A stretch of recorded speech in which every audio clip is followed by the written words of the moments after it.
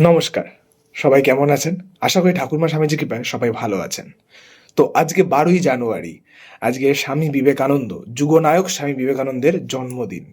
আজকে এমন একজন মানুষের জন্মদিন যার সম্বন্ধে স্বয়ং নেতাজি বলেছিলেন, "যদি তোমাদেরকে ভারতবর্ষকে জানতে হয় তাহলে স্বামী বিবেকানন্দকে জানতে হবে, তাকে বুঝতে হবে।" আজকে এমন একজন মানুষের জন্মদিন যার মাধ্যমে সমগ্র বিশ্ববাসীর কাছে আমাদের এই ভারতবর্ষ সম্মান পেয়েছিল।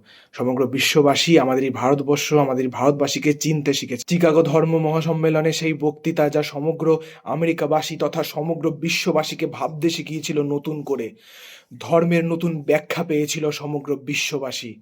সেই মানুষটা যে নিজের সমস্ত কিছু উজাড় করে দিয়েছিল এই দেশের জন্য, এই দেশের গরিব দুঃখীদের জন্য।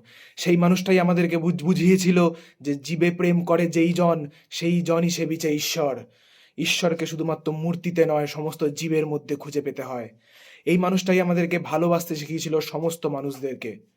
এই মানুষটাই আমাদেরকে শিখিয়েছিল, ওঠো, জাগো, ততক্ষণ পর্যন্ত থেমো না যতক্ষণ না তুমি তোমার লক্ষ্যে পৌঁছচ্ছ। যার চিন্তাধারা, যার বাণী উদ্বুদ্ধ করেছিল সেই পরাধীন ভারতবর্ষের বিপ্লবীদের।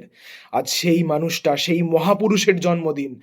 যুগাবতার স্বামী বিবেকানন্দ। স্বামী বিবেকানন্দকে আমার সহস্র কোটি প্রণাম। স্বামী বিবেকানন্দের হাত ধরেই প্রতিষ্ঠিত হয়েছিল বেলুড় মঠ। যেই বেলুড় মঠ সেই দিন থেকে আজ পর্যন্ত সমানভাবে সমগ্র বিশ্ব জুড়ে মানুষের সেবা করে চলেছে। ঠাকুরমা স্বামীজির কাছে আমার সহস্র কোটি প্রণাম।